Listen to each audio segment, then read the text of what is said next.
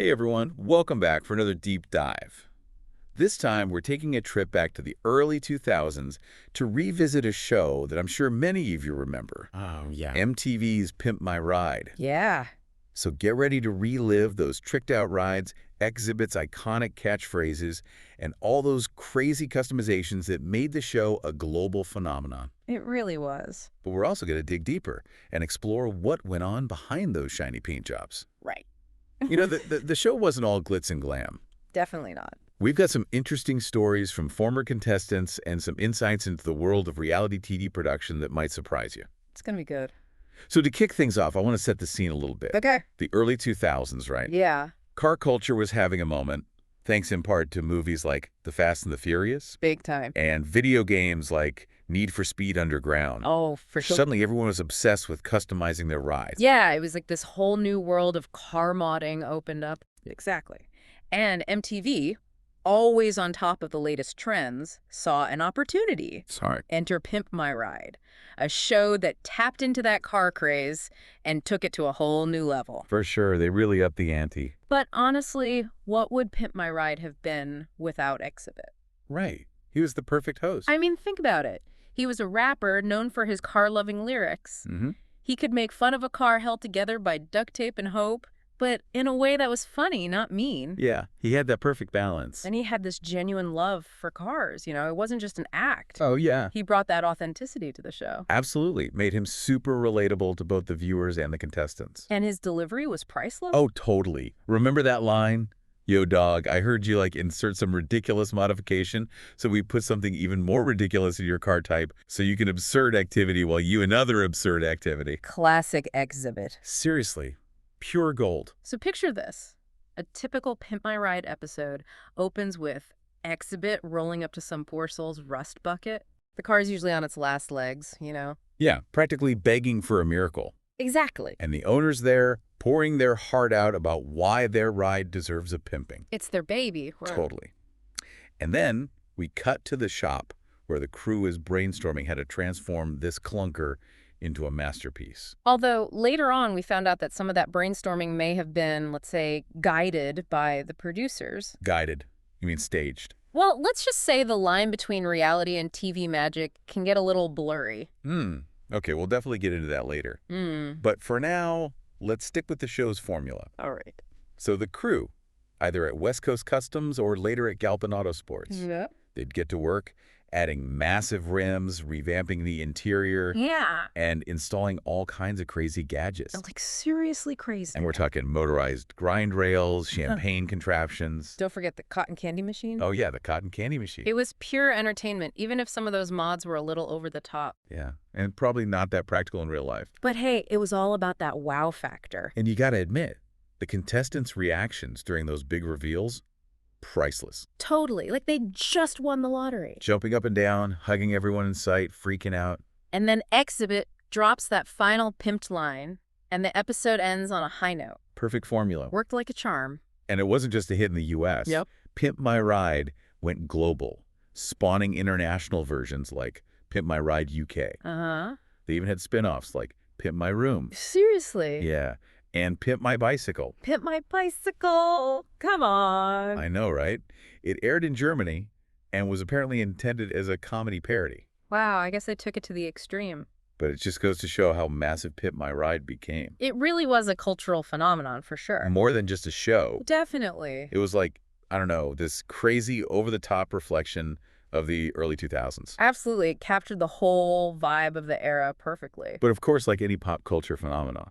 There's always another side to the story. Exactly. And Pimp My Ride was no exception.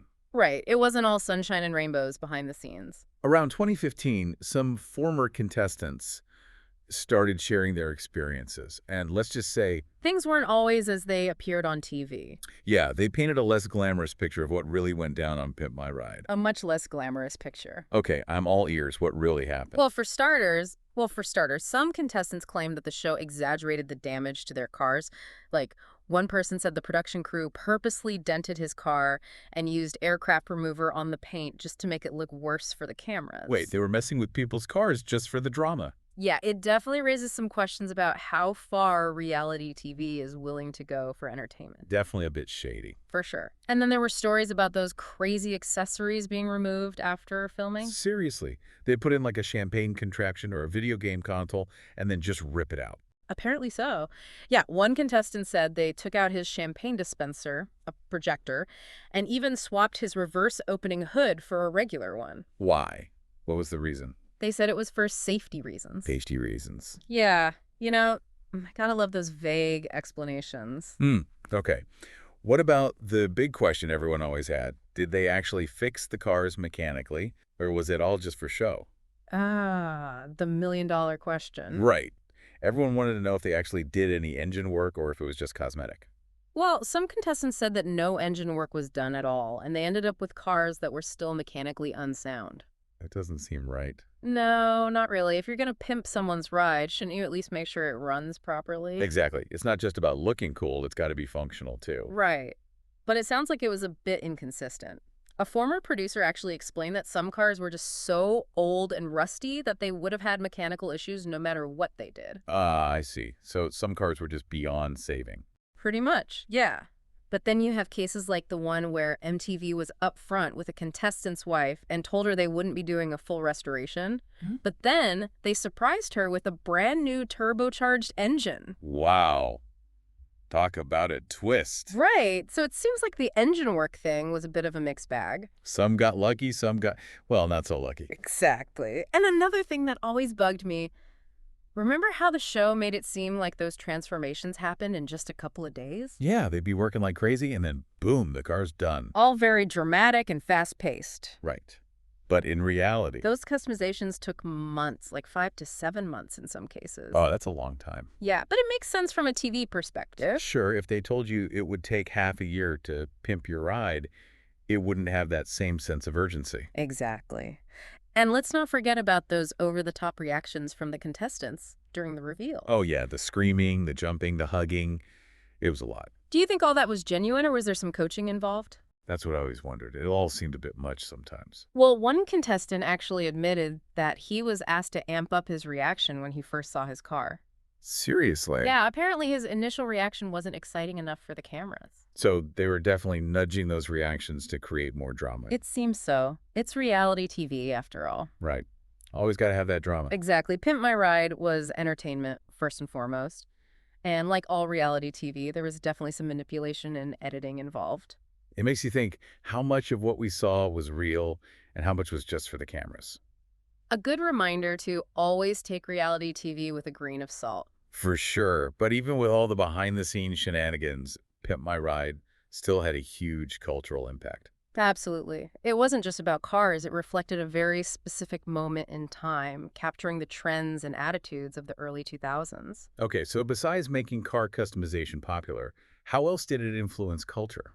Yeah, it really was a reflection of those times, with the over-the-top style. The obsession with technology and customizing everything, and like the whole rise of reality TV as like this major force in entertainment. Yeah, Pimp My Ride definitely played a big part in making car culture what it is today. Oh, absolutely. I mean, before the show, modifying your car was kind of seen as like a niche hobby, right? Yeah, it was like for gearheads only. Exactly. Yeah. But Pimp My Ride brought it into the mainstream. Totally. It made it aspirational. Yeah. Even if some of the mods were more about flash than function. Yeah, that's true. Suddenly everyone wanted spinners and PV screens in their headrests. And wild paint jobs. Oh, yeah.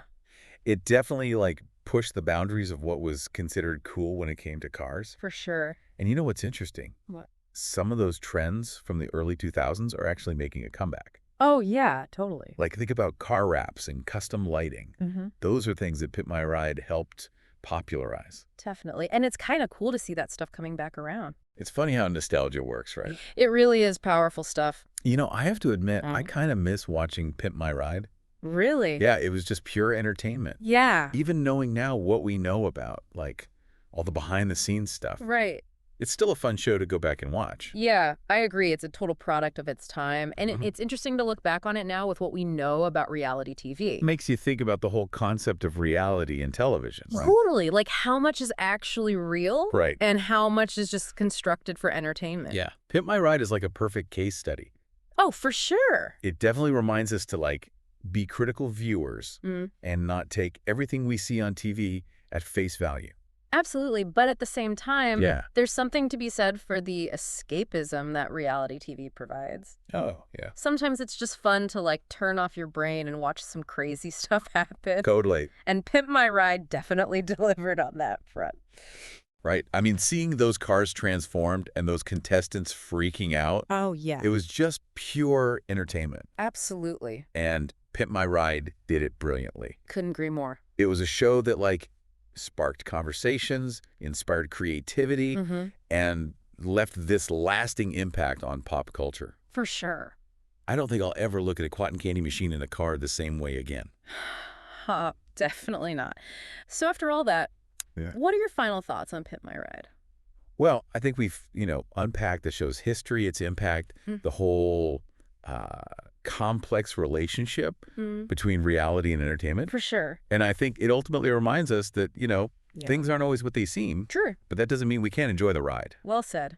I like that. So thanks for joining us for this deep dive into the wild world of Pimp My Ride. Yeah, thanks for listening, everyone. We'll see you next time for another fascinating exploration of, What? pop culture and beyond.